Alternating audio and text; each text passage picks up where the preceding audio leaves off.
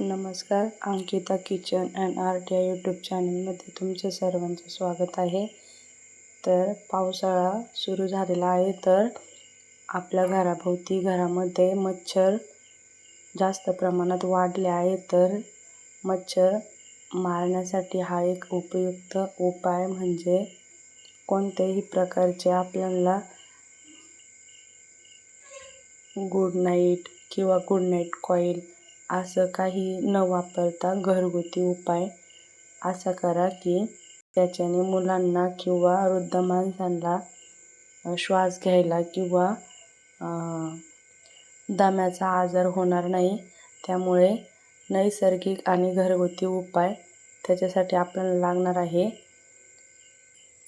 कडुलिंबाचे पानं, लवंगा आणि नारळाचं तेल. तर आपण यापासून उपयुक्त मच्छर मारण्यासाठी तेल बनवणार आहोत.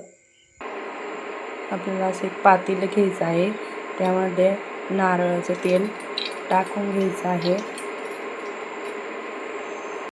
अशा पद्धतीने तेल टाकून घ्यायचं आहे. त्यामध्ये कडुलिंबाची पानं घालून ते चांगले त्यामध्ये तळून घ्यायचे आहे.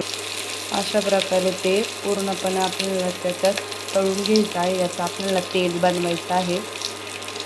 अशा पद्धतीने हे पानं तळून घ्यायचं आहे. त्यामध्ये लवंगा टाकून ते आपण त्या तेलामध्ये तळून घ्यायचे आहे.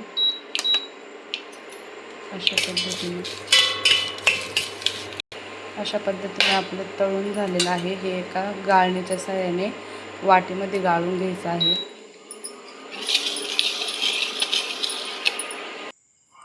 अशा पद्धतीने कडुलिंबाचे पानाचे खोबरं तेल आणि लवंग यापासून आपण असं तेल बनवून घेतलं आहे.